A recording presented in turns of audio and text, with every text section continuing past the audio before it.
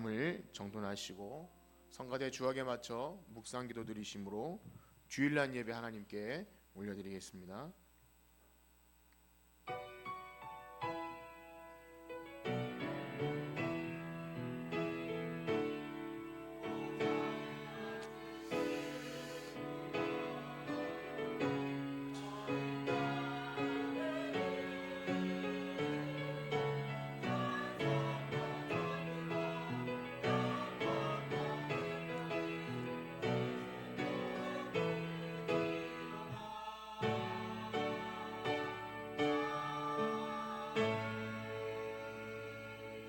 오라 우리가 굽혀 경배하며 우리를 지으신 여호와 앞에 무릎을 꿇자.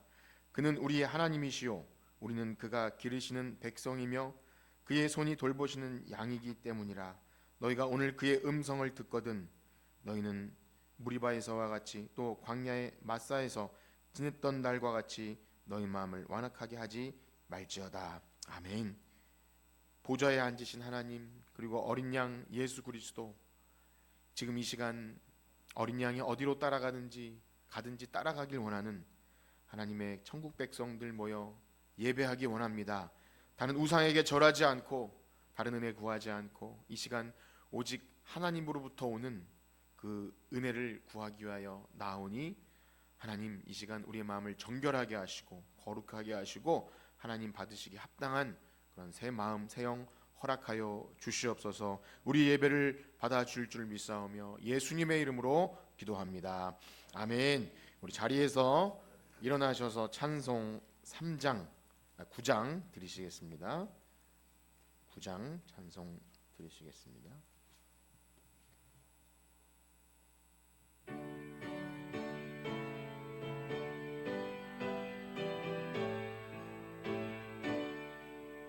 하늘에 가득 찬 영광의 하나님, 온 땅에 충만한 존귀하신 하나님, 생명과 빛으로 지혜와 권능으로 언제나 우리를 지키시는 하나님, 성부와 성자와 성령 삼위의 하나님, 우리 예배를 받아주시옵소서. 사랑이 넘치는 자비하신 하나님, 은혜가 풍성한 구원의 하나님, 참회의 심령에 평안을 주시옵고 죄악과 허물을 용서하여 주소서. 찬송과 영광과 생명 구원의 하나님, 우리 예배를 받아주시옵소서. 연약한 심령을 굳게 세워주시고 굳은한 마음을 지혜롭게 하시고 주의 뜻 받들어 참되게 살아가며 주 말씀 따라서 용감하게 하소서. 권능과 지혜와 사랑 은혜의 하나님, 우리 예배를 받아주시옵소서. 주 앞에 나올 때 우리 마음 기쁘고 그 말씀 임되어 새 희망이 솟는다. 고난도 슬픔도 이기게 하옵소서. 높고 영원에 잇대어 살아가게 하소서. 우리의 자랑과 기쁨 생명의 하나님, 우리 예배를 받아주시옵소서. 아멘. 성시교독 제85번 요한일서 4장 말씀입니다. 성시교독 85번 요한일서 4장입니다. 사랑하는 자들아, 우리가 서로 사랑하자. 사랑은 하나님께 속한 것이니 사랑하지 아니하는 자는 하나님을 알지 못하나니, 하나님의 사랑이 우리에게 이렇게 나타낸 바 되었으니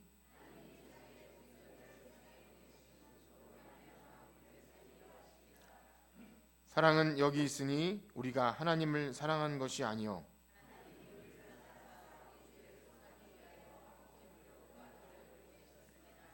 사랑하는 자들아, 하나님이 이같이 우리를 사랑하셨은즉 어느 때나 하나님을 본 사람이 없으되 만일 우리가 서로 사랑하면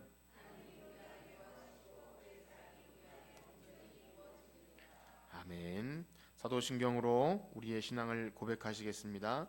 전능하사 천지를 만드신 하나님 아버지를 내가 믿사오며 그 외아들 우리 주 예수 그리스도를 믿사오니 이는 성령으로 잉태하사 동정녀 마리아에게 나시고 본디오 빌라도에게 고난을 받으사 십자가에 못 박혀 죽으시고 장사한 지 사흘 만에 죽은 자 가운데서 다시 살아나시며 하늘에 오르사 전능하신 하나님 우편에 앉아 계시다가 저리로서 산자와 죽은 자를 심판하러 오시리라.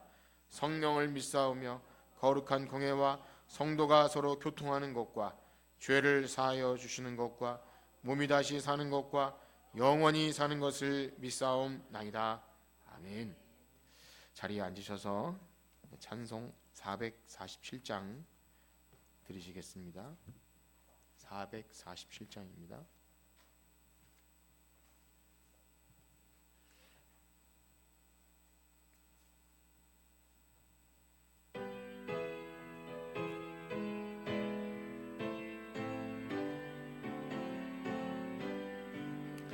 이 세상 끝날까지 주 섬겨 살리니 내 친구 되신 주여 늘 함께 하소서.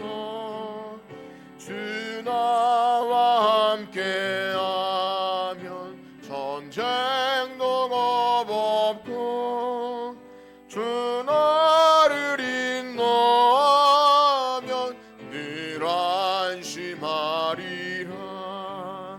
나 주를 따를 때에 주 약속하신 것 그 영광 중에 모두 이루어 주소서. 나 주의 뒤를 따라 섬기며 살리니 그 크신 은혜 속에 날 인도하소서. 이 세상 온 가시여 내 마음을 흔들고 악한 원수들이 안팎에 있으니 주 나를 돌보시사 내 방패 되시고 내 옆에 계신 것을 늘 알게 하소서. 저 영광 빛난 것을 주 허락했으니 그 허락하신 주신 것을 늘 사모합니다. 그까지 쉬지 않고 주 따라가리니 주 넓은 사랑으로 늘 인도하소서. 아멘. 아멘. 이 시간 우리를 대표해서 정영조 장로님 기도해 주시겠습니다.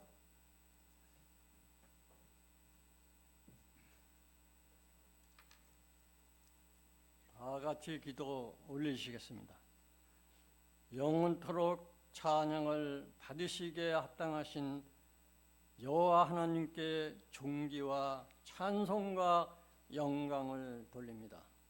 하나님께서는 원대하신 경륜 가운데 남겨두신 한 시인 예수 그리스도를 통하여 하나님 자신을 나타내 보이셨습니다. 저희는 아무도 예수 그리스도 외에는 참된 하나님을 본 자가 없습니다. 하나님께서 예수 그리스도를 통하여 저희에게 베풀어 주신 사랑과 은혜에 다시금 깊은 감사를 드립니다. 우주의 작은 별 중에 하나에 불과한 이 지구상에 하나님께서 비상한 관심을 기울이시고 예수 그리스도를 보내주신 것은 놀라운 대사건이며 크신 은총임을 저희는 잘 알고 있습니다. 그러한 은총 가운데 특별히 죄 많고 못난 저희를 불러주시고 죽어도 죽지 않을 소망을 갖게 하여 주심을 감사합니다. 주님이시여 저희들에게 베풀어 주신 하나님의 사랑을 원동력으로 삼아 서로 사랑하는 저희들이 되게 하여 주옵소서. 옛사람은 죽고 석사람이 새로 태어나 주님께서 다시 오시는 날 주님 앞에 어엿하게 설 수 있는 믿음을 허락하여 주옵소서. 이 나라를 위해서 기도합니다. 이 나라의 폭우로 인하여 많은 인명피해와 재산상의 피해를 입었습니다. 폭우와 폭염이 속히 지나가게 하시고 피해 복구가 속히 이루어지도록 도와주옵소서. 본교회가 계속 부흥하며 성장하는 교회 되게 하옵소서. 저희를 위하여 복음의 피를 아낌없이 쏟아주신 예수님의 이름으로 기도드립니다.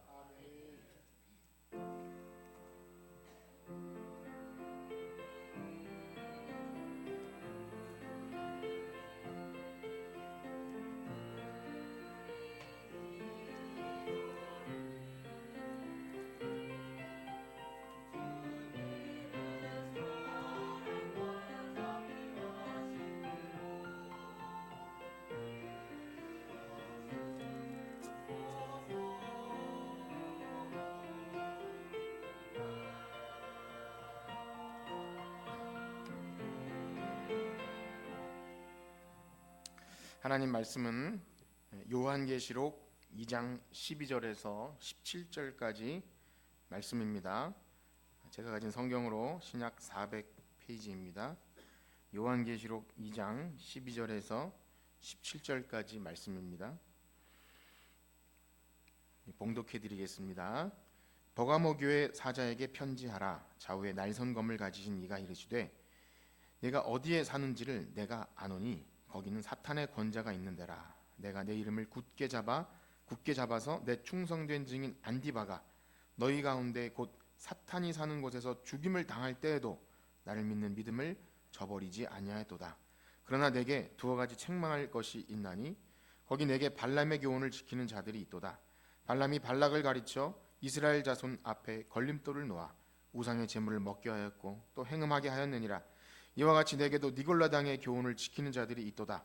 그러므로 회개하라. 그리하지 아니하면 내가 내게 속히 가서 내 입에 검으로 그들과 싸우리라. 귀 있는 자는 성령이 교회들에게 하시는 말씀을 들을지어다. 이는 그에게는 내가 감추었던 만나를 주고 또 흰돌을 줄 터인데 그들 위에 새 이름을 기록한 것이 있나니 받는 자 밖에는 그 이름을 알 사람이 없느니라. 아멘. 시온 성가대 특별 찬송 드리시겠습니다.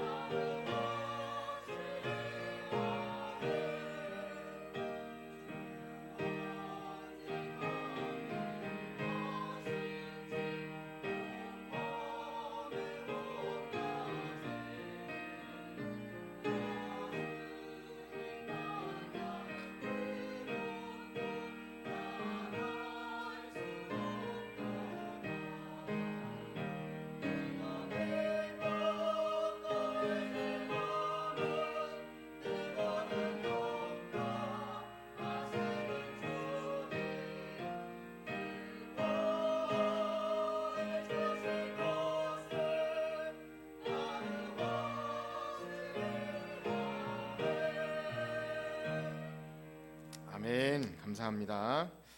우리 옆에 계신 분과 이렇게 한번 인사하겠습니다. 우리를 증인으로 부르셨습니다. 우리를 증인으로 부르셨습니다. 예. 다시 한번 합시다. 충성된 증인으로 살아갑시다. 예, 충성된 증인. 감사합니다. 예. 우린 계속해서 이 신약 성경의 마지막 책이죠.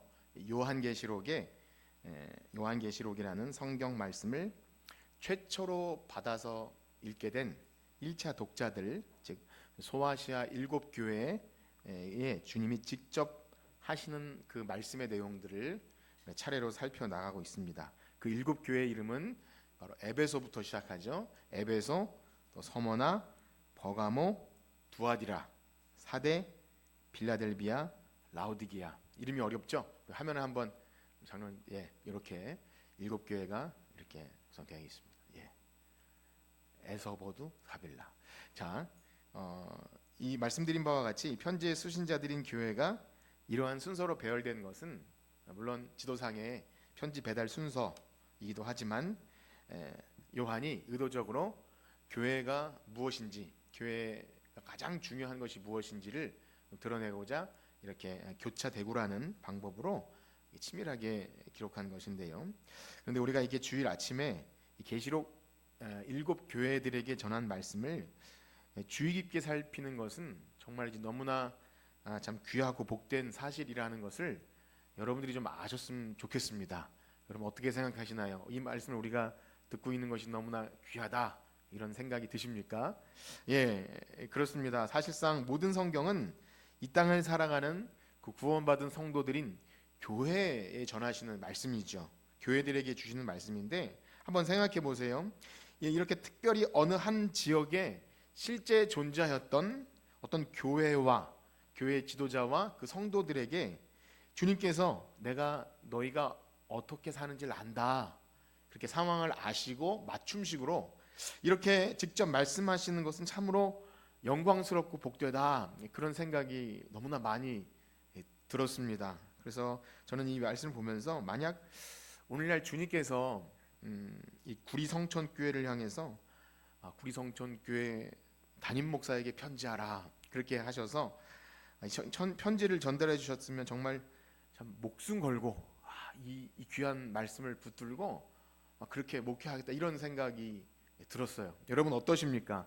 어떤 특정 교회에 하늘에서 뭐 선지자를 통해 편지가 오는 거예요. 내가 너희 어느 지역에 이 교회를 안다. 너희들이 어떻게 믿음을 지켰고 또 이렇게 순교적인 각오로 신앙생활하는지 안다. 이렇게 진짜 주님이 편지를 써주시면 너무 황홀하겠죠. 여러분 어떠십니까? 너무 영광스러울 것 같은데요. 그런데 우리가 성경 말씀을 하나님 말씀으로 믿는다는 것은 무엇을 의미합니까? 이 2000년 전에 기록된 이 교회에 기록된 말씀을 객관적인 사실로 받아들이는 것, 그건 사실 누구나 할 수 있죠. 이것이 역사적인 사실이기 때문에 그것은 우리가 할 수 있는데 그것을 넘어서서 거기 있던 그 지상의 교회가 바로 우리 지금 교회와 연결되어서 바로 우리에게 하시는 말씀이라 그렇게 믿는 것이 바로 성경을 하나님의 말씀으로 믿는다는 것 아니겠습니까? 그럼 정말 그렇게 생각이 드시나요? 성경 말씀을 우리가 볼 때 다른 사람, 다른 교회, 어떤 무슨 집사, 무슨 권사 드리라는 말씀이 아니라 바로 오늘 우리 교회에 속한 바로 나에게. 그래서 빌립보 교회, 유오디아, 순두계 이런 말을 나오면 뭐라 그랬죠? 유오디아 권사님, 순두계 권사님, 바로 그 인물들이 저분은 왜 저래? 이게 아니라 바로 누구라고요? 바로 나에게 하시는 말씀이라 듣고 그것이 만약에 나에게 걸림돌이 되더라도 회개하고 또 행위를 돌아보고 내가 어디서부터 그렇게 됐는가 그렇게 믿는 도리를 굳게 붙잡아 나가는 것이 바로 말씀을 하나님 말씀으로 믿는 성도들인 줄 믿습니다. 그렇습니다. 사랑하는 성도 여러분, 우리가 예수님께서 이렇게 특별히 교회를 사랑하셔서 이 교회에게 관심을 갖고 내가 너희를 잘 안다. 이렇게 교회들에게 들으라고 하시는 말씀이 얼마나 소중한 것입니까? 교회는요, 그저 세상 사람들이 생각하듯이 많은 종교 중에 어떤 한 종교 단체, 그렇게 마음에 맞는 사람들이 모여서 내 마음에 평안한 또 좋은 얘기, 오늘도 교회 가서 좋은 얘기 들으면 된다. 그런 것이 아닙니다. 교회는 무엇이죠? 우주 만물을 창조하신 하나님 마음속에 만세 전에 그 하나님 나라를 이루고자 하는 영원한 계획을 교회를 통해 이루시고자 하나님이 너무 마음에 우리 생각에는 큰 꿈을 가지고 큰 비전을 가지고 교회를 생각하셨던 거예요. 그래서 교회를 그리스도의 몸이라고 하는 것은 이 모든 하나님 나라의 완성이 예수 그리스도 안에서 완성되는데요. 교회의 머리는 누구시죠? 예수님이에요. 우리는 그 몸에 머리에 붙어있는 지체가 되어서 손과 발 모든 몸이 되어서 예수님 안에서 하나님 나라를 이루어가기 위해 매일 지어져 가는 것입니다. 비록 이 땅의 교회가 눈에 보기에는 연약해 보이고 좀 부족한 것이 많다 할지라도 이 교회의 존재의 의미가 무엇인지 알고 하나님께서 이 교회를 얼마나 기쁘게 여기시고 영광스럽게 여기시는지 그 교회의 영광과 그 복됨이 무엇인지 아는 자들은 우리가 이 땅에 교회로 살아간다는 것에 대해 정말 생명보다 귀하게 여기게 될 줄 믿습니다. 여러분 어떠신가요? 제가 말씀드린 이 교회는요, 단순히 우리 교회를 최고로 압시다 이런 차원이 아니라 하나님 마음속에 품었던 그 교회의 영광, 교회를 통해서 이루고자 하신 하나님 나라를 안다면 이 땅의 지상교회가 비록 연약해도 그 엄청난 사명을 부여받았다는 것을 안다는 겁니다. 그래서 예수님도 베드로에게 반석 위에 내 교회를 세우겠다. 예수님이 내 교회라고 말씀하셔요. 내 교회다. 교회는요 예수님 거예요. 예수님이 너무나 마음에 기뻐하시면서 내가 너희들을 부른 것은 교회를 세우기 위함이야. 그렇게 보물처럼 여겼던 것이 교회라는 겁니다. 이 교회의 영광스러움과 복됨 여러분 아십니까? 이것을 모를 때 어떤 일이 발생하냐면 내가 원하면 들어갈 수 있고 내가 원치 않으면 아무 때나 나올 수 있는 그런 어떤 세상의 동호회나 무슨 종교단체쯤 하나로 여기는 이상한 일이 발생합니다. 그래서 내 마음에 들면 교회를 왔다가 수틀리면 안 남았다가 쉬고 싶으면 쉬고 그러면 내가 좀 교회를 쉬겠다고 쉬십시오. 교회를 자기 멋대로 좌지우지하려다가 내 마음대로 안 되면 마음이 심리학적 전문 용어로 삐진다고 하죠. 삐지게 되면 그러면 그 함부로 반응하게 돼요. 이상하게 눈을 뜨고 이렇게 반응하게 되죠. 그게 뭐죠? 크고 두려우신 하나님이 계시다는 걸 인식하지 못하는 거예요. 그냥 내 마음대로 해도 되는 저 사람 눈에 보이는 사람은 다 그렇잖아요. 뭐 그렇게 잘난 사람도 없고 그래서 이 교회의 영광과 하나님이 교회를 통해 무엇을 하시고자 하는지 모르니까 함부로 여겨요. 하나님은 그걸 굉장히 가증스럽게 여기십니다. 너무 두려운 사실이에요. 그래서 불쾌하게 여기셔요. 하나님은 그런 걸 굉장히 불쾌하게 여기셔요. 그렇습니다. 우리는 이 사실을 분명히 알아야 합니다. 교회는요 하나님이 엄청 사랑하셔요. 그래서 소중하게 보물처럼 여기셔서 이 교회를 통해 이루고자 하시는 영광이 있는 거예요. 또한 우리가 이 계시록 7교회 전하시는 말씀을 들을 때 주의해야 될 것은요, 이 교회는 이렇고 저 교회는 저러니까 이 교회는 좀 본받고 저 교회는 왜 저 모양이야? 이게 아닙니다. 이 모든 교회에 전하시는 하나하나의 말씀들은 다 우리를 향한 내용이어서 우리에게 그런 것이 있다는 거예요. 첫사랑을 잃어버리고 차든지 덥든지 하지 못하는 것이 있고 정말 처음에는 믿음이 너무나 신실했는데 어쩌다가 너 이렇게 세상에 악한 것이나 또 내 안에 있는 더러운 것이나 이런 것들이 타협되게 될 때 이렇게 충분히 될 수 있다는 것을 아시고 겸손하게 이 하나님 말씀 앞에 우리 자신을 세우는 저와 여러분들 되시길 축복합니다. 그렇습니다. 오늘은 버가모 교회에 관한 말씀을 드릴 텐데요. 사실 처음 계획은 아까 우리가 교차되고 본 것처럼 버가모 교회가 연결되는 사대 교회와 좀 연결해서 말씀을 좀 드리고 싶었지만 말씀을 준비하다 보니까 계획대로 되지 않았습니다. 사실상 이 대칭을 이루는 이 두 교회가 차이점이 더 많아요. 큰 차이점은 뭐냐면 버가모 교회는 칭찬도 있고 책망도 있는데 사대 교회는 책망만 있어요. 살아있으나 사실은 죽은 교회다. 그래서 차이점이 많고요. 그래서 오늘 이 시간에는 버가모 교회 칭찬에 관한 내용만 말씀드려도 좀 모자랄 것 같다는 그런 생각이 듭니다. 그래서 좀 욕심을 내려놓고 여름 수련회를 한다는 생각을 가지고 이 7월, 8월 이 교회에 관한 7교회에 관한 말씀을 급하지 않게 조급하지 않게 좀 전하려고 하는데요. 여러분들에게 이 교회를 통한 이 말씀이 바로 나에게 우리 교회에 주시는 말씀임을 믿고 우리를 돌아보며 하나님을 향한 그 거룩한 사명이 불타는 성령 충만한 교회 되기를 축복합니다. 자, 우리 2장 12절 버가모 교회 예수님이 어떻게 나타나셨는지를 한번 살펴볼 건데요. 2장 12절입니다. 시작. 버가모 교회 사자에게 날선검을 가지신 이가 아멘. 이제 어느 정도 감이 있으신 분들이라면 이 계시록 각 교회에 어떤 말씀을 전하는 데 앞서서 예수님이 어떤 모습으로 나타나는지는 이 교회에 전하는 메시지가 어떠한지를 미리 짐작케 하는 마치 복선 같은 역할을 한다는 것을 좀 눈치채신 분도 있을 거라 생각합니다. 좀 그런 눈치가 있으셨나요?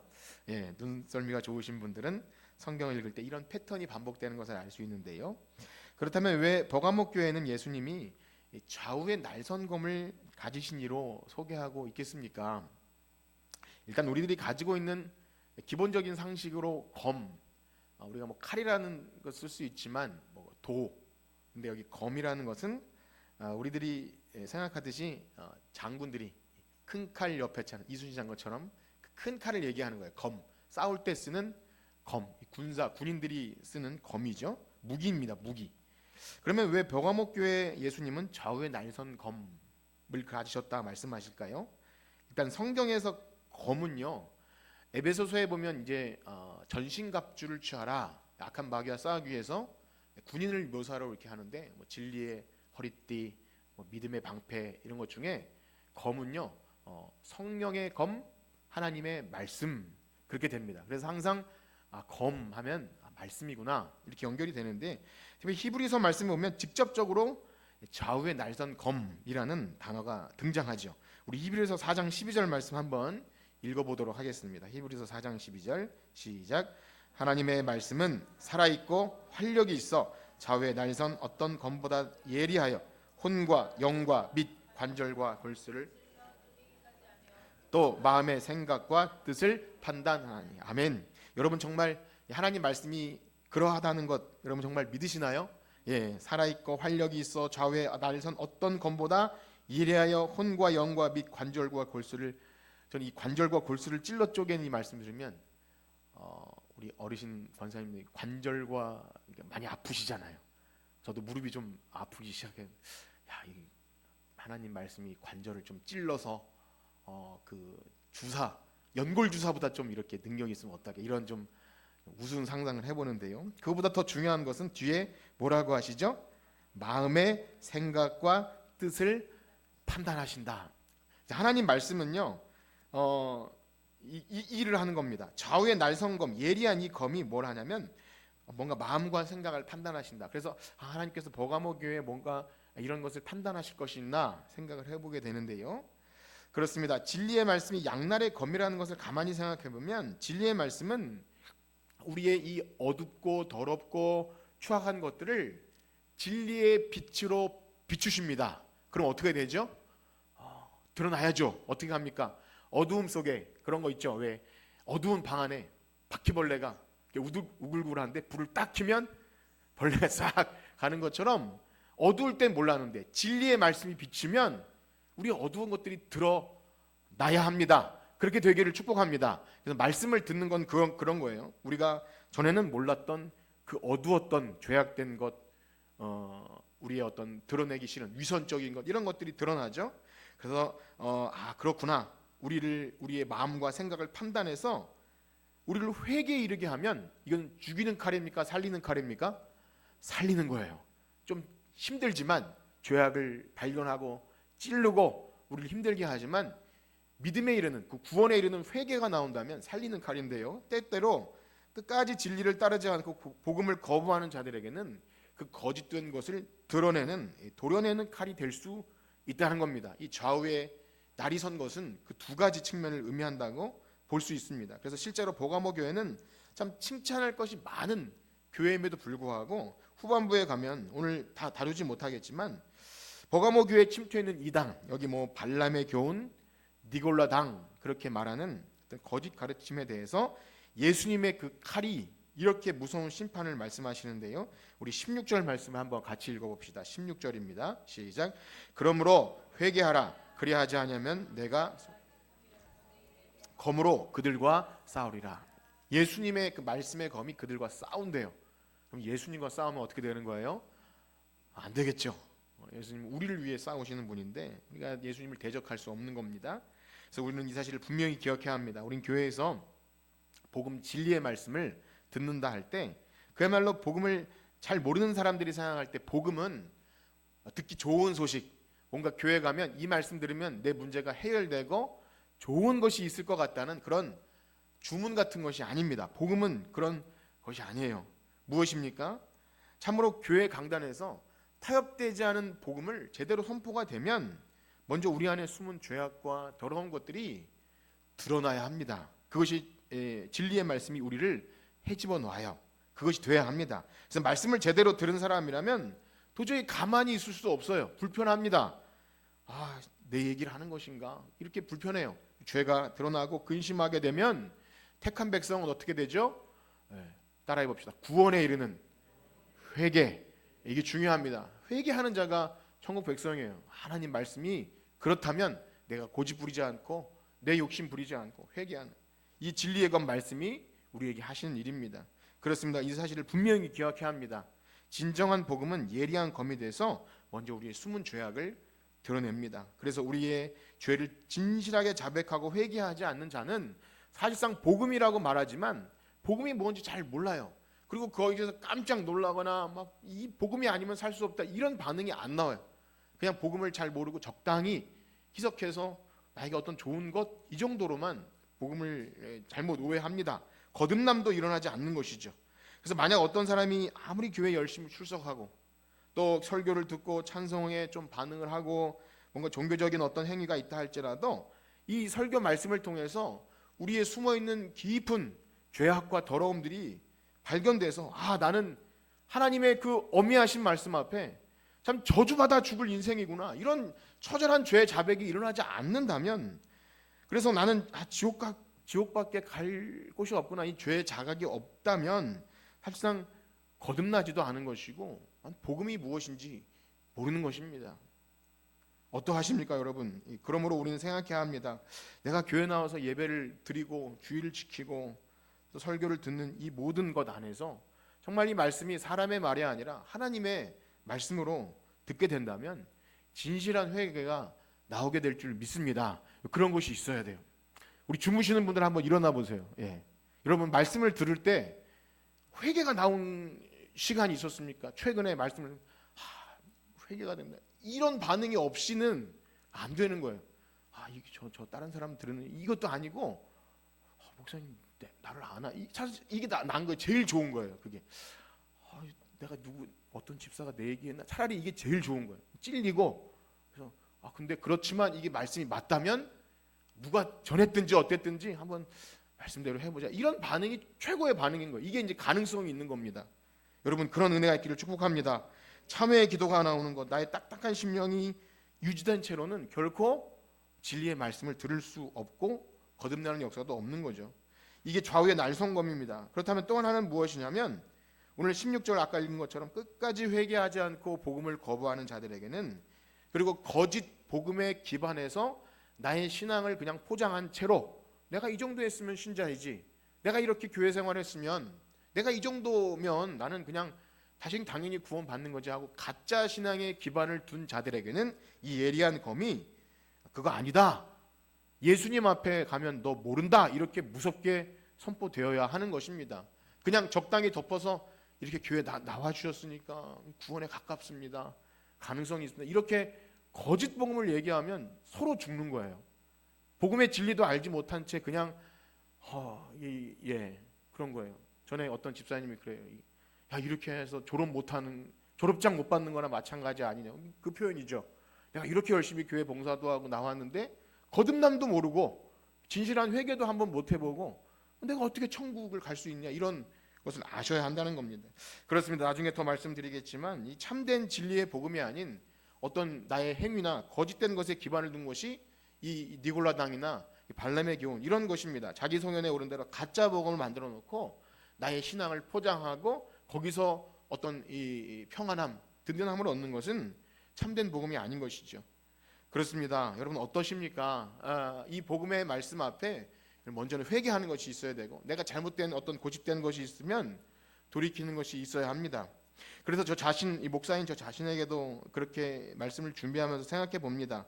아무리 교인 한 명이 얼마나 소중합니까? 오늘날 참 믿는 자를 찾아보기 힘들고 전도도 어려운 이 시절에 한 사람이라도 교회를 떠나가지 않도록 그렇게 하기 위해서는 듣기 어려운 말씀, 회개하라는 말씀, 그렇게 믿으면 안 된다는 이런 말씀은 어려운 것이죠. 그냥 좀 긍정적으로 얘기하고 싶고 적당히 묻어둬야 그래도 좀 이렇게 교회 생활이 좀 익숙해져야 뭔가 되는 것이 아닌가 그렇게 생각하면 방치하는 것입니다. 잘못된 구원 교리와 잘못된 신앙 태도를 고집하고 있는데도 그냥 그렇게 방치하면 주님이 아마 그 교회 목사를 저는 이 양날의 검으로 심판하실 것이라 그렇게 두려운 마음으로 봅니다. 그래서 우리가 이 사실을 안다면 교회에서 듣게 되는 설교 말씀 가운데 혹 우리 본성에 거스르고 좀 듣기 싫은 어떤 좀 잔소리와 같은 말씀이 있게 될 때 바로 그 순간 내가 하나님의 참된 교회에 주님이 내 교회라고 하신 그 교회 성도라면 그 말씀에 내가 어떻게 반응하고 있는지를 한번 살펴보십시오. 내 본성을 거스리는 그것을 억누르고 말씀에 순종하고 있는지 아니면 끝까지 고집 부리고 있는지 그런 말씀을 어떻게 듣고 계십니까? 여러분 생각해 보세요. 내가 지금 이 말씀을 어떻게 듣고 있는가? 혹시 내 이제까지 살아온 삶의 어떤 익숙한 것과 내가 알았던 어떤 신앙 형태나 이런 것이 좀 거부되는 것 같은, 무시되는 것 같은 느낌이 날 때 이 말씀을 여러분 말씀에 순종하는 방향으로 나가려고 깊이 새겨 듣습니까? 아니면 그냥 차단을 하고 그냥 그 상태를 유지하려고 애쓰십니까? 여러분 한번 생각해 보세요. 지금 이 시간 말씀을 듣는 순간에 그래도 여러분 자신을 조금 돌아보셨다면 가능성이 있는 거죠. 아, 내가 말씀을 그렇게 듣지 못했구나. 이것이 우리 지금 교회 하시는 말씀인 줄 모르고 그냥 이렇게 지식적으로 들었구나. 그러면 이런 생각이라도 했다면 가능성이 있는 거예요. 그러나 반면 무슨 소리인지 교회 나온 지 얼마 안 된 분은 모르실 수 있어요. 그분들을 향해 하는 말씀은 아닙니다. 그런데 교회 오래 다녔지만 그런 말씀은 좀 어렵습니다 라고 하거나 아니면 끝까지 저는 그런 건 됐고요. 어쨌든 난 죽으면 천국 가는 거 뭐 그거면 됩니다 라고 하는 정도로 덮어두시라고 한다면 그러니까 말씀이 내 삶에 부딪혀서 뭔가 인격과 삶이 변하는 것까지는 저는 뭐 바라지도 않습니다라면 그것은 좀 어려운 것이죠. 말씀을 어떻게 듣고 있는지. 그래서 예수님도 너희가 어떻게 듣는지 삼가라 비유를 말씀하시면서 늘 끝에 그 말씀을 붙이셨어요. 듣는 게 굉장히 중요합니다. 바로 그런 면에서 이 버가모 교회는 주님의 말씀을 잘 들었던 것 같아요. 그래서 그 말씀을 마음밭에 새겨서 주님의 이름을 굳게 잡고 끝까지 그 주님의 이름을 배반하지 않은, 저버리지 않았다라고 칭찬하시죠. 우리 13절 말씀을 다시 한번 읽겠습니다. 2장 13절 시작. 내가 어디에 사는지를 사탄의 권자가 있는 데라. 내가 내 이름을 굳게 잡아서 내 충성된 증인 안디바가 너희 가운데 곧 사탄이 사는 곳에서 죽임을 당할 때에도 나를 믿는 믿음을 저버리지 아니하도다. 아멘. 주님은 버가모 교회가 있는 그 지역이 얼마나 믿음 생활하기 어려운 지역인 것을 주님께서 아셨습니다. 13절에 보면 거기는 뭐가 있는 곳이라고 하죠? 사탄의 권자가 있는 데라. 이런 표현을 했는데요. 사실 사탄의 권자에 대한 해석은 좀 많이 있습니다. 여러 가지가 있지만 다 말씀드리기보다 아무튼 로마 황제 숭배가 굉장히 극렬했던 곳이에요. 다른 지역에 뒤지지 않기 위해서. 왜냐하면 로마 황제에게 잘 보여야 우리 도시에 이렇게 좋은 것 주고 하잖아요. 예를 들면 뭐 대통령과 친해야 우리 도시에 뭔가 뭐 산업단지가 들어오고, 예를 들어 이런 것처럼 로마 황제를 극렬하게 더 숭배를 해야 그랬던 거예요. 그러다 보니까 로마 황제 숭배를 반대하는 기독교는 핍박받을 수밖에 없는 것이죠. 복음의 불모지 그런 곳이었습니다. 당연히 예수 믿기 어렵죠. 무엇보다 그래서 사탄의 권자라는 단어를 쓴 것은, 이 단어는 이제 하나님의 보좌와 똑같은 단어인데요. 이 권좌 보좌 이것은 뭐냐면 왕권이죠. 왕권. 그래서 우리가 성가대도 찬양할 때 보좌와 그 어린 양, 보좌라는 그 보좌는 그냥 의자가 아니라 왕이 앉은 자리를 보좌라고 하지 않습니까? 사탄의 보좌, 사탄이 왕인 곳, 하나님의 보좌, 하나님이 왕인 곳. 그래서 여기는 정말 이 사탄을 왕으로 섬기는 자들이 드글드글한 곳이었다. 거기서 하나님을 왕으로 섬기며 살려면 얼마나 힘들었을까, 그것을 아는 거예요. 그래서 자연스럽게 이 말씀을 보면서 그렇구나, 우리 진짜 왕은 누구인가, 우리는 누구를 왕 자리에 앉혀놓고 섬기고 있는가를 보게 하는, 도전하게 하는 말씀인 것이죠. 우리가 이번 한 주도 요한계시록 말씀을 여러분 잘 보셨다면 아시겠지만 이 세상 나라는 누가 다스립니까? 마귀죠. 마귀, 또 로마 황제일 수 있는데 그걸 대놓고 요한이 말 못하니까 바벨론, 음녀 이런 표현을 썼고요. 뭐다 용 그런 표현을 써요. 용, 옛 뱀 용이 다스려요. 그리고 바다에서 올라온 짐승, 땅에서 올라온 짐승, 이 악의 삼일체가 이 세상을 다스려요. 그리고 그 다스림을 받기 위해서는 짐승이 주는 표, 이마에 무슨 표를 받아요? 666. 따라해 봅시다. 666. 여러분 이마에 666 새기고 다니시는 사람 없으시죠? 이것이 뭐 세상 사람 어떤 사람들이 말하듯 뭐 진짜 몸에 어떤 칩을 뭐 베리칩이라고 하나 이런 걸 말하는 게 아니잖아요. 이게 뭐죠? 세상에서 장사하고 경제 활동하기 위해서는 그 우상 질서에 길들여져야 돼요. 당시의 상업 구조, 로마 황제에게 숭배하는 것, 그거 익숙해져야 돼요. 그래서 말씀드린 대로 먹고 사는데 문제가 없으려면 하나님이 왕이 아니라 물질이 우상이고 왕이고 세상의 그 권력 거기서 굽신거려야 잘 먹고 잘 사는 거예요. 이게 바로 666인 겁니다. 그래서 여기 뭐 용이 나오고 옛 뱀이 나오고 짐승이 나오면 무슨 판타지 소설 같지만 실상 하나님이 없는 자는 다 그렇게 살아요. 육신의 정욕, 안목의 정욕, 이생의 자랑이 왕이 되어서 그거 없으면 죽겠다고, 그거 있으면 좀 행복하고, 그 명품 가방 같은 거 있지 않습니까? 저는 좀 깜짝 놀랐어요. 그거 얻는다고 그렇게 막 해가지고 감옥 가잖아요. 그거 참 불쌍한 거죠. 다 그런데 우리의 인생을 보는 것 같아요. 그거 얻으려고, 그거 있으면 나를 빛나게 해줄 것 같아서 아무리 껍데기를 치장해도 그 속에 짐승 같은 바벨론, 음료 이런 것이 들어앉아 있으면 지옥 가는 겁니다. 아무리 이 세상에서 조금 더 물질도 명예도 이런 것 좀 갖고 있다가 영원한 짐승의 표라고 말하는 거죠.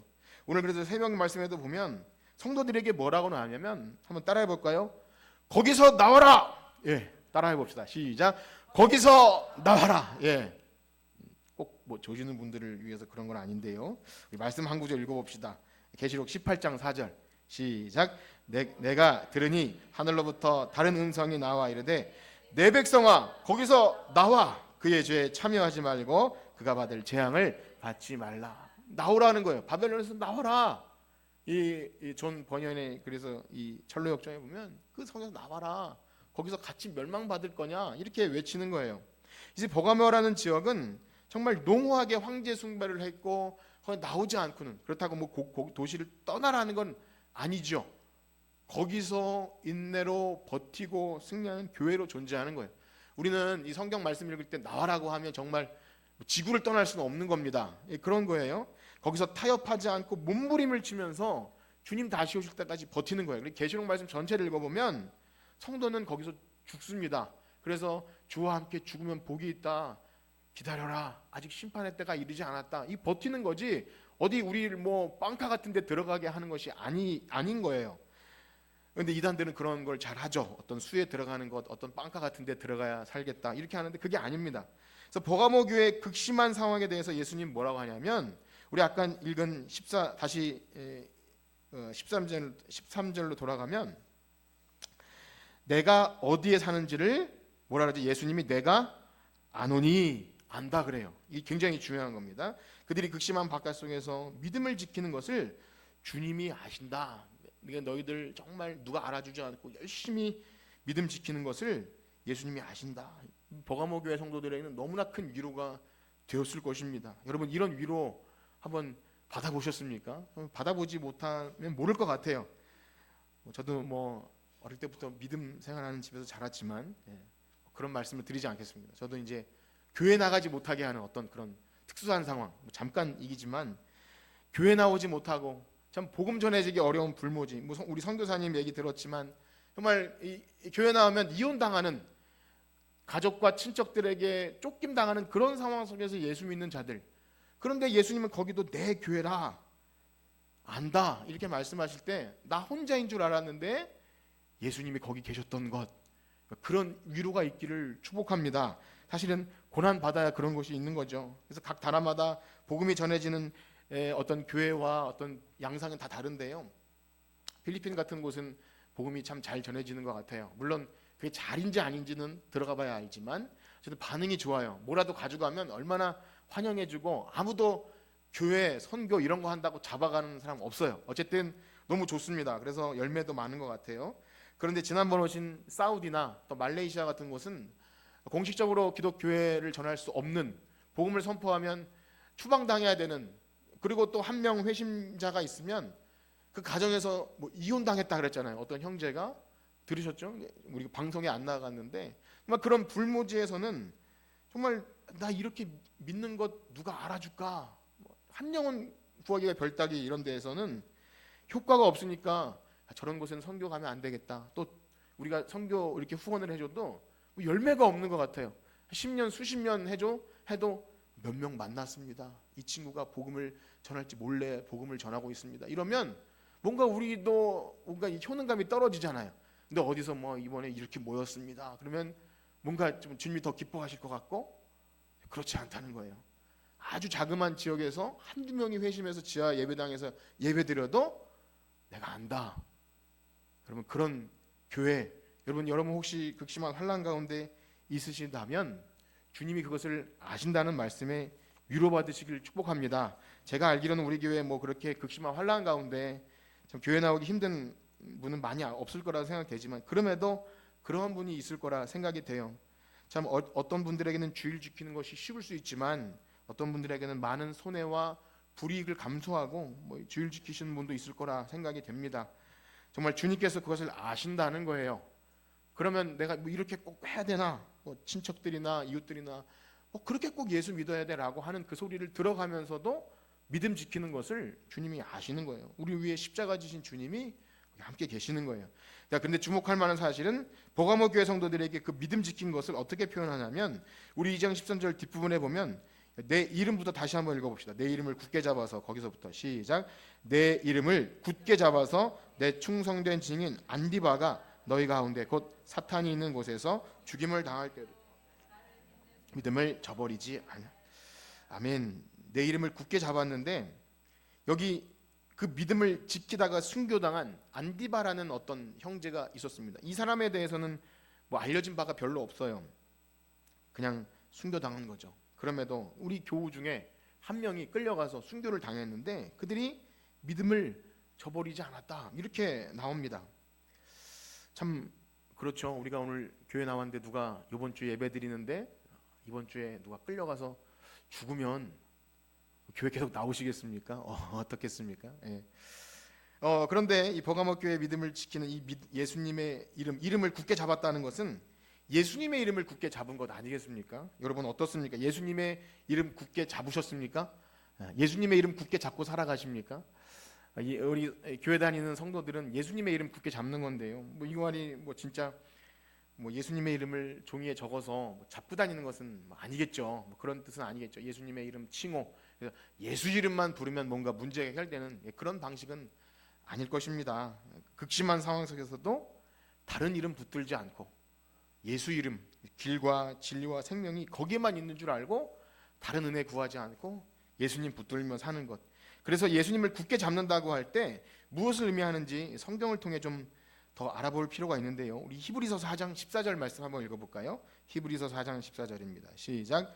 그러므로 우리에게 큰 대제사장이 계시니 승천하시니 곧 하나님의 아들 예수시라. 우리가 믿는 도리를 굳게 잡을지어다. 아멘.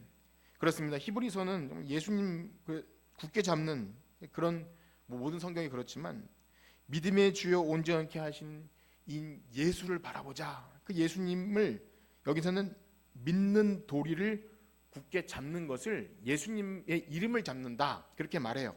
그래서 믿는 도리는 뭐냐면 바른 복음의 진리를 말하는 거예요. 교리라고 말할 수 있죠. 바로 성경이 말하는 참된 복음의 진리, 교훈을 말하는 겁니다. 이 성경에서 도리 또 모든 이런 바른 복음은 다 교리를 말하는 것입니다. 교리하면 딱딱한 무언가처럼 생각하기 쉽지만 바른 진리 구원 교리는 너무 중요한 거예요. 바로 하나님의 아들 예수 그리스도를 이 땅에 보내신 그 성육신의 그 진리, 하나님이 사람의 몸을 입고 오신 성육신의 은혜, 그리고 우리를 거듭나게 하시는 은혜, 우리를 복음으로 불러서 죄 사함 받게 하시고 또 의롭게 하시는 칭의, 또 우리 교회가 무엇인지, 삼위일체는 또 무엇이며 우리의 마지막 종말은 무엇인지 재림이죠. 그런 모든 것들이 어려운 어떤 신학 체계가 아니라 이 성경의 내용을 다 녹여낸 교리인데요. 이 바른 교리가 없으면 이단들이 들어왔을 때 당해낼 수가 없어요. 그냥 복음을 희석시킵니다. 꼭 그렇게 믿지 않으면 꼭 뭐 동정녀 탄생을 믿어야 되는가? 꼭 삼위 하나님이어야 하는가? 꼭 예수님이 육신을 입고 오셔야 꼭 그럴 필요가 있는가? 이렇게 타협해요. 우리 예수님만 잘 믿으면 되지. 그것이 아닙니다. 성경의 모든 내용은 우리의 구원을 위해 필수적이에요.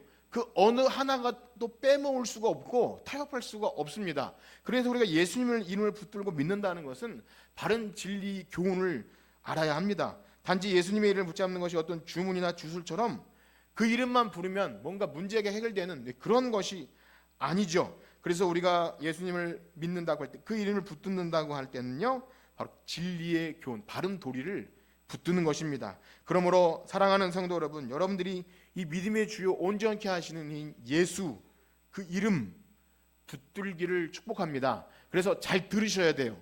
교회 나와서 잘 들으셔야 합니다. 바른 교훈을 듣지 않으면 어디 가서 다른데 미혹하는데 넘어질 수도 있고 우리가 이 믿음이 흔들릴 수 있어요.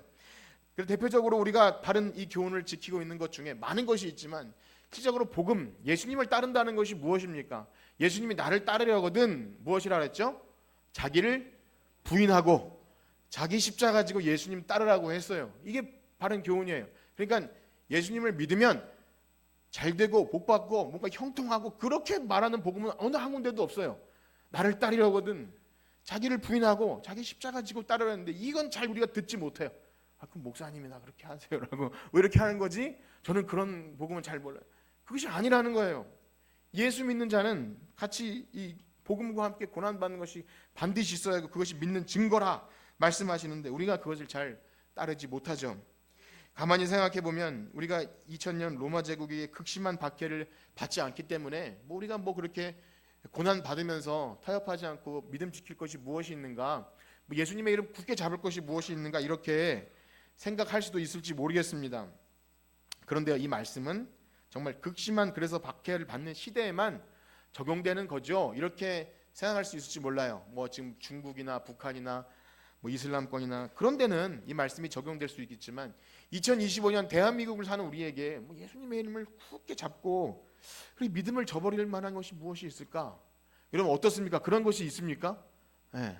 예수 이름 굳게 붙잡지 않으면 신앙 저버릴 만한 것 여러분의 삶에 있습니까? 없습니까? 한번 생각해 보세요. 여러분 가운데 오늘 교회 나오시면 집에서 쫓겨날 각오로 나오신 분 혹시 있으신가요? 없을 거라 생각이 돼요. 혹은 이혼당할 각오로 어떤 한 형제는 이혼 말도 안 나왔지만 자기가 알아서 신앙을 접은 친구가 있는데 아마 여러분 가운데 그런 일이 있으면 진즉에 포기하셨다고 저는 생각하진 않겠습니다. 여러분들의 믿음을 그렇게 말하고 싶지는 않아요. 근데 우리가 분명히 기억할 사실은 하나님의 말씀은 그때나 지금이나 동일하게 우리에게 적용되는 줄 믿습니다. 그래서 버가모 교회 성도들이 주님의 이름을 굳게 붙잡고 믿음을 저버리지 않았다고 할 때 그냥 나 혼자 잘 믿으면 되지, 나 혼자 믿음 굳게 지키고 예배 빠지지 않고 신앙생활 잘하면 되지, 이것을 말하는 것이 아닙니다. 뭐죠? 아까 충성된 증인 안디바, 증인이라는 것은 뭡니까? 증인은 말을 합니까 안 합니까? 말을 하죠. 복음은요, 내가 들은 것을 말하지 않을 수 없는 거예요. 증인은 바른 말을 해요. 타협하지 않는 말을 합니다. 숨길 수가 없어요. 그래서 세상 사람들에게 말해요. 당신 그렇게 살면 죽습니다. 거기서 나와야 합니다. 그러면 그렇게 말할 수 있어요? 그렇게 말하면 어떤 소리 듣죠? 미쳤냐 너 나가 이렇게 말하는 거예요. 그러면 이게 핍박이 시작되는 거예요. 너 꼭 그렇게 믿어야 되냐? 그러니까 우리가 증인이 안 되었기 때문에 핍박당하지 않는 것은 아닌가를 생각하셔야 되는 거예요. 그냥 타협하면서 이게 좋은 것 그냥 이렇게 좋게 포장해서만 교회를 그렇게 말하다 보니 그냥 거짓 신자도 만들어내는 동시에 목숨을 걸고 신앙생활하는 것이 무엇인지를 모를 수 있다는 것. 그래서 여러분 예수님 믿어야 됩니다. 적극적으로 손해가 난다 할지라도 증인의 사명 감당하는 것, 여러분이 그렇게 증인 되기를 축복합니다. 이것이 복음을 제대로 듣고 거듭난 자의 특징인 거예요. 결코 자신이 들은 생명의 복음을 말하지 않을 수 없어서 자신에게 돌아올 대가가 무엇인지 알면서도 그것을 말하게 되는 것, 그것이 바로 이 증인이라고 말합니다. 자신이 믿는 바를 숨기지 않고 그분만이 우리 주인입니다. 세상은 다 망합니다. 그거 쫓아가면 죽습니다 라고 말하는 것. 여러분 이거는 목사님이나 선교사들이 사명받아서 하는 것이 아니라 그가 참되게 복음을 듣고 거듭난 자라면 누구든지 증인으로 살아가는 줄 믿습니다. 옆에 있는 분과 인사합시다. 증인으로 살아갑시다. 싫다고 하지 마십시오. 증인으로 살아가셔야 돼요. 그래서 누구도 예외 없이 참되게 복음을 믿고 거듭난 자라면 이 안디바, 예수님을 전하다가 죽은 안디바, 내 충성된 증인. 근데 예수님께서 안디바에게 이렇게 말해, 내 충성된 증인이다. 내 증인이야. 너 내 이름을 위해 그렇게 죽었구나. 예수님이 나를 위해 십자가 지셨는데 그 사랑을 알고, 이 안디바도 그렇게 했을 거예요. 예수님이 나를 위해 죽으셨는데 내 목숨 어차피 다 죽는데 내가 이 목숨 부지하기 위해 예수님 부인할 수 없습니다. 우리 순교자들은 다 그렇게 돌아가신 거예요. 그래서 안디바가 그렇게 할 수 있었던 이유도요, 이것을 생명처럼 여겼기 때문이죠. 십자가 복음, 이 땅에서 잠시 사는 죄악의 낙을 좋아하기보다 영원한 생명이 있었기 때문에 예수님의 이름을 부인하지 않을 수 있는 거. 이건 내 어떤 종교적인 사명, 내가 뭘 해내겠다 이런 게 아니라 진짜 그리스도의 십자가 사랑에 감명된 자만 나올 수 있는 거죠. 그래서 예수님께서 제자들에게 말씀하시죠. 마태복음 10장에 보면 누구든지 사람 앞에서 나를 시인하면 나도 하늘에 계신 내 아버지 앞에서 그를 시인할 것이요, 누구든지 사람 앞에서 나를 부인하면 나도 하늘에 계신 내 아버지 앞에서 그를 부인하리라. 이게 거래하는 건 아닙니다. 그러니까 예수님을 시인하는 것은 정말 우리의 믿음의 그 본질이라는 거예요. 나에게 어떤 손해가 온다 할지라도 사랑하는 주님의 이름을 부인할 수 없었던 그 믿음을 붙드는 것, 그 교회라는 것입니다. 물론 그 이름을 놓아버리고 싶을 유혹도 많았을 것 같아요. 그 이름을 부인하고 놓아버리면 불편하지 않게 살 수 있는데 왜 그거 붙잡고 있냐고, 미련하다고 할 수 있을 것 같아요. 꼭 그렇게 피곤하게 믿어야 되는가? 가족들도 말리고 친구들도 말리고, 너 이거 부인하면 그냥 이렇게 살 수 있는 거야. 좀 물질 가지고 살 수 있는 거야. 바울이 디모데에게 뭐라고 하죠? 우리 디모데후서 2장 11절과 12절 한번 같이 읽어볼까요? 2장 11절과 12절 시작. 미쁘다 이 말이요, 우리가 주와 함께 죽었으면 또한 함께 살 것이요, 참으면 또한 함께 왕노릇할 것이요, 주도 우리를 부인하실 것. 그렇습니다. 잠깐 있다가 없어질 안개와 같은 이 세상과 우리의 삶, 잠시 죄악의 낙을 누리기 위해서 예수님의 이름을 놔버리면 잠깐은 편안할지 몰라도 결국 영원한 사망에 이르게 되겠지만, 주님의 이름을 붙들고 주와 함께 죽으면 주님과 영원히 살게 될 줄 믿습니다.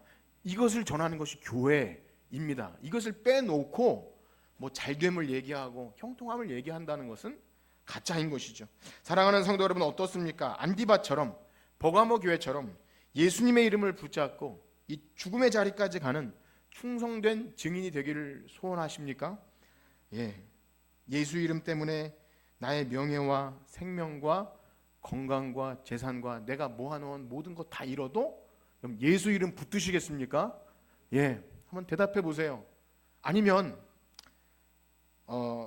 그렇게는 못해도 좀 그런 마음 주십시오. 저도 그런 믿음 갖고 싶습니다. 이런 마음 있으십니까? 그렇다면 가능성이 있을 거라 생각이 됩니다. 그러나 그런 마음조차 없고, 혹은 그것이 교회고 그것이 복음이면 저는 그냥 이쯤에서 그만두겠습니다 라고 하는 분들에게 제가 억지로 그것을 변질시켜서 이 생명의 약속이 있다고 제가 말씀드릴 자신이 없는 거죠. 거짓 목사가 되는 거예요. 그래도 된다고, 그런 신앙 가지고도 그냥 지옥 안 갈 만큼만 연명하는 신앙으로도 괜찮습니다라고 말할 수 없는 거예요. 그 가짜입니다. 그렇기 때문에 요한계시록은 교회 하시는 말씀이고 우리에게 하시는 말씀이에요. 성경은 뭐라고 합니까? 오늘날 현대 물질 문화가 복음을 왜곡시켜서 복음을 우리의 문제 해결과 소원 성취와 같은 가짜 신앙으로 만들어 버렸지, 성경은 처음부터 나를 따르라거든 자기를 부인하고 자기 십자가 지고 따르라고 했으며, 디모데후서 3장 12절에 보면 뭐라 그러죠? 같이 읽어볼까요? 시작. 무릇 그리스도 예수 안에서 경건하게 살고자 하는 자는 박해를 받으리라. 성경 말씀이에요. 우리가 어떻게 박해 안 받고 신앙생활을 그런 알량한 야무진 생각을 할 수 있습니까? 타협된 거죠. 사랑하는 성도 여러분, 비록 우리의 믿음이 부족해서 과연 우리가 그런 충성된 증인으로 목숨을 내어드릴 수 있을까 이런 걱정이 되는 거 있다 할지라도 근심하면서 나도 그런 믿음 갖기 원합니다, 이런 여러분들에게 소원이 있기를 축복합니다. 여러분, 그것이 신앙이에요. 우리가 붙들어야 될 예수 이름인 거예요. 다른 것으로 말할 수 없습니다. 그러므로 사랑하는 성천교회 성도 여러분, 우리가 비록 부족하고 연약할지라도 주와 함께 죽으면 주와 함께 살게 되는 그 영원한 약속 바라보며 충성된 증인으로 살아가게 되길 소원합니다. 그 길은 매우 좁고 험할 것입니다. 넓고 편안한 길은 우리를 넘어지게 하고 세상과 타협하게 하고 깊은 잠에 빠지게 해서 천성 가는 길을 잃어버리게 합니다. 그것이 철로 역정입니다. 그러므로 사랑하는 성도 여러분, 우리 주님께서 다시 오실 날 멀지 않았으니 주님의 이름 놓지 말고 꼭 붙들고 믿음 지키는 충성된 증인으로 살아갑시다. 기도합시다. 하나님, 부족한 종은 이렇게 말해도 나에게 내 것 뺏어가고 내 것 손해보면 참을 수 없는 죄인입니다. 그러나 주님, 오늘도 부족한 믿음을 주님께 드리며 고백합니다. 저도 충성된 증인 안디바처럼 이렇게 주님 사랑하는 마음으로 주와 함께 죽으면 주와 함께 살게 되는 영원한 생명 바라고 살기를 소원합니다. 하나님, 오늘날 믿는 자를 찾아보기 힘든 이 시대, 조금만 문제 있으면 그냥 다른 교회 가면 되고, 조금만 문제 있으면 믿음 저버리기 쉬운 이 시대, 악한 마귀는 우는 사자처럼 택한 자들까지도 잡아 삼키려 한다는데 우리의 믿음 어떻게 지킵니까? 하나님, 악한 마귀는 지금도 우리를 타협하게 하고 꼭 그렇게 믿어야 하냐고, 꼭 그렇게 주의를 지키고 꼭 그렇게 해야 되냐고 말할 때 하나님, 순교적인 마음으로 이 작은 것 하나부터 타협하지 않고 믿음 지키기 원합니다. 우리의 믿음을 지켜주시고 충성된 증인으로 예수 이름 붙들고 믿음 저버리지 않는 하나님 착한 교회 되게 하여 주시옵소서. 예수님의 이름으로 기도합니다. 아멘. 우리 찬송